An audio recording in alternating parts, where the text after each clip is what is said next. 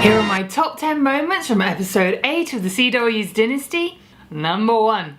I really can't hear the phrase gift strategist enough. We have a slew of potential gifts for the client lists of each company.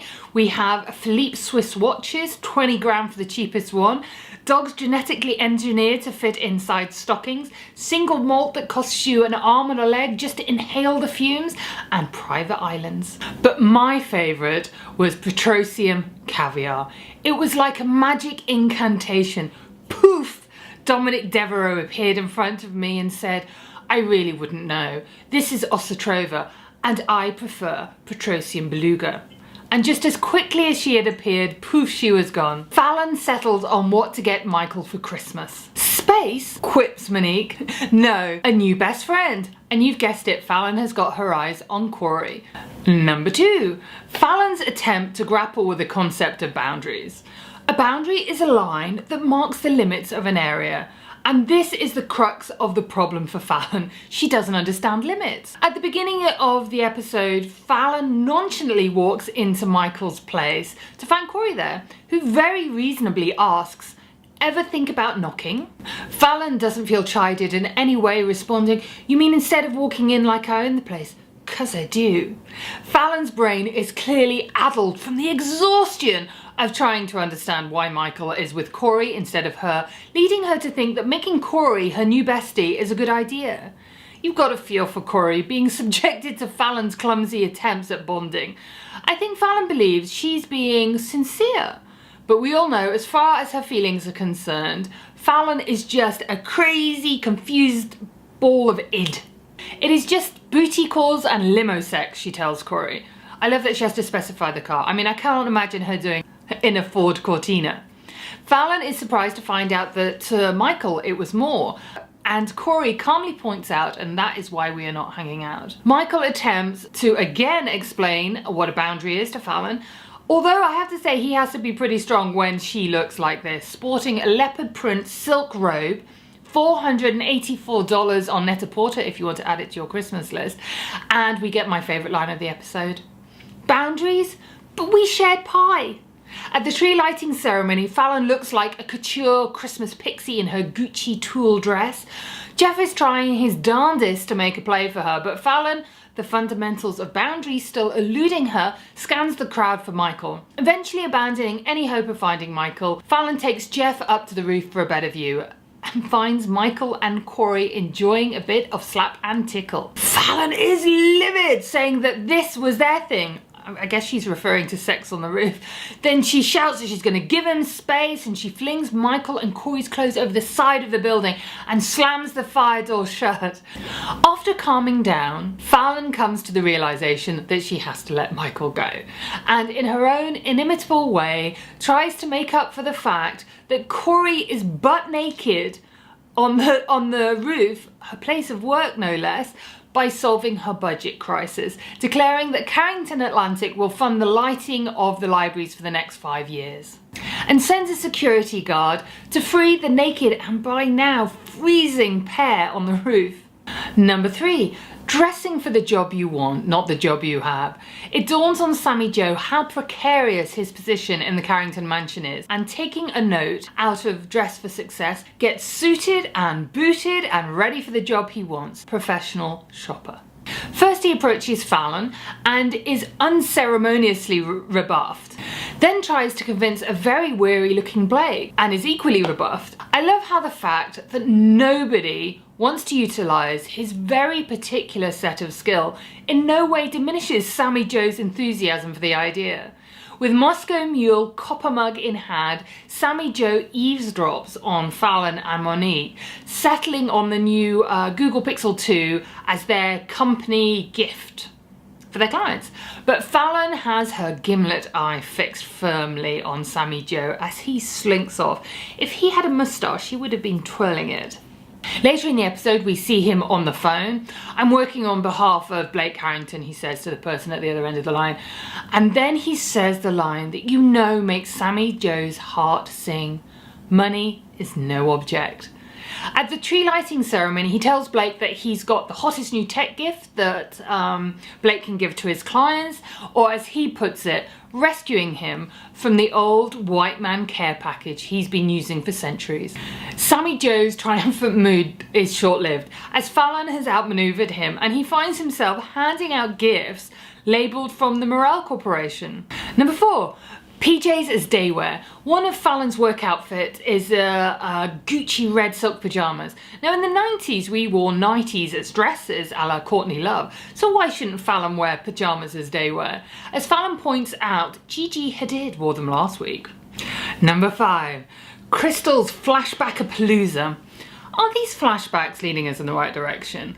I'm starting to feel that we have an unreliable narrator on our hands. If not totally false, then highly edited, I suspect. The first flashback occurs in the doctor's office. Cristal is talking in the flashback to her sister Iris, saying she's pregnant, but she's going to go it alone. Knowing Blake and Cristal are trying to have a baby, we think she... well, this episode even opens with some baby-making practice to a cover of Hall & Oates' Maneater, so we presume she's at the doctor's for a checkup. But no, she has an IUD that's good for another 2 years. So in the originals, something similar happened in the original Dynasty in the Blake Cristal storyline, except that it resulted rather terribly in Blake raping Cristal. I know. I feel like saying this now, it's like I'm learning it for the first time. I know it happened. I can never quite reconcile it in my brain. It's just because it happens in the first series. It's not something that happens and then she divorces and moves on. No. This is they've just got married, they want to have a baby, she stays on the pill, he finds out, and then... So, I have no words really. It's I suppose it's a statement of the time how that was treated then, so the fact that that would never be shown on television now, or it would be shown and there would be consequences. It's particularly interesting in this moment we're living in where so many women are coming forward about sexual abuse and inappropriate behaviour and, you know, the whole Harvey Weinstein thing. This moment, it's changing everything. And we have here a major heroine in a soap opera that is raped by someone she loves, and that it comes down to her having to forgive him. Well, we know that's not going to be happening in this series. So back to this episode, we have to talk about the outfit Cristal is wearing in the second flashback. It's a beautiful lace-trimmed crepe blouse by Stella McCartney. It's the kind of sleeve that only the uber-rich can wear. You know, the kind of existence where you require no more of your hands than the lifting of cocktails. Sam points out that while things are complicated between Cristal and her sister, Cristal needs to get her sister Iris out of Venezuela. Then we get another flashback, and in this flashback we see Iris fighting with her husband, and there's clearly no love lost for Sammy Joe, and he says that when Cristal has the baby, she can live on the street as far as he's concerned, and then we hear an almighty thwack of a slab. The third flashback comes when Cristal is explaining to Blake why she's not ready to have a baby and why she lied to him. That it was her brother-in-law fighting with her sister, she intervened, he knocked her over, and she lost the baby as a consequence. Not that I feel this story is untrue, but you know, she goes on to talk about medical bills and stealing money, and they stole a lot of money. So there's I think that's one piece of the jigsaw, but we don't know what the rest is. But from the trailer for next week's episode, I think we're about to find out Iris' side of the story. Number 6. Anders, the good, the bad, and the ugly. Anders is about to spill the beans on Cristal when Blake goes into a long declaration on his respect for her and why he loves her so much, which ends with a, "As for the baby, don't worry, we won't make you change the diapers." Now, is it me, or does Anders' right cheek twitch up into a little smile? The bad. Anders goes all gangster. We find out that Cristal needs 300 grand, that her past has caught up with her, as it would if you were a highly visible COO of a major corporation. Anyway, she finds a cooler of severed fish heads in her car with a note demanding money. presumably the money that she stole. Anders, now knowing how much Blake loves Cristal, decides that he's going to help her. And he gets the money, but he insists on being there when the drop-off happens, saying it's my job to protect the family, and those I can no longer pretend are not part of the family. In the car at the drop-off, looking like a member of Peaky Blinders, he pulls out a gun because, like he says, he likes to be prepared. The ugly. Anders has Cristal's doctor's transcript transferred and finds out about the IUD and tells Blake. Now, when Cristal explains why, Blake seems to accept her explanation, but later he tells Anders to investigate Cristal's sister Iris and bring her over for Christmas so they can find out the truth for themselves. Number 7, Stephen. It starts off bad and it only gets worse. Being a Carrington with a conscience is no small thing. Stephen cuts payment to Stansfield, gets hauled over the coals for it by his father, who tries to tell him this is dangerous and give him a warning. Then he gets kidnapped, only to find out that it's actually Blake who's kidnapped him, trying to shock him into the real world. What is Stephen's takeaway from this? Well, he, as he says to Jeff, says his father is scared, that he's lost control of Stansfield, and Stephen, with Jeff's help, is the man to sort it out. Really? Stephen, none of your actions up to this point suggest that you would be any good at espionage. And with Jeff's help, along with the listening device, in a pen, Stephen ham-fistedly tries to get Stansfield to confess, which unsurprisingly fails, and in the most spectacular manner, with poor Stephen learning that a mistake that he made years previously caused a man's death, which was covered up by Blake, and he never knew this. Stephen is completely defeated. He's in the car, he calls up Ted Denard, and then he snorts something white and numbing. Number 8, what's going on with Jeff? It's starting to feel like he has some long-term Bond villainesque long-range goal to teach the Carringtons a lesson. All episode, Jeff pursues the disinterested Fallon. I mean, to be fair to Fallon, Jeff has said they should keep their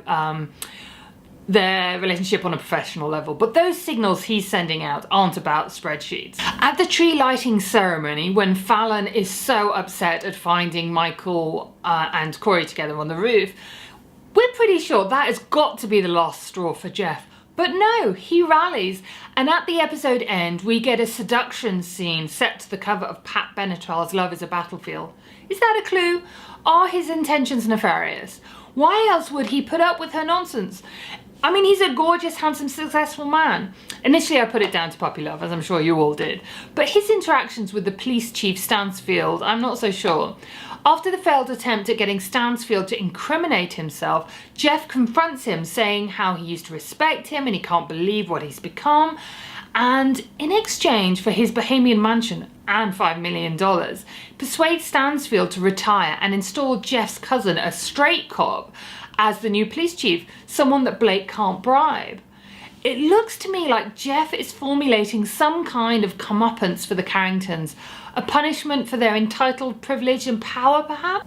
Number 9, Blake's father gets the shout-outs that are usually reserved for Alexis. Blake, seemingly dissatisfied with the usual Christmas gifts, and just points out that Blake's father used the classic scotch and cigars as gifts and built quite an empire on it. Later, when Blake is explaining to Anders why he loves Cristal so, he says that even his own father refused to attend the wedding because she wasn't from the right stock. It would seem that Daddy Carrington is coming. Number 10, Best Friends Ahoy! Sammy Joe and Fallon. The morning after the tree lighting ceremony, Sam still looks thoroughly dispirited. Then Fallon throws him a lifeline. You've got game, I'll give you that. I could teach you a thing or two. Or I could teach you a few things. Sammy Joe exits the dining room with a new spring in his step, and the look that he gives Anders? Slice of fried gold. Ho ho ho! Ho ho ho! Ho ho ho! Ho ho ho! Ho ho ho! I knew we weren't that ugly. I knew it.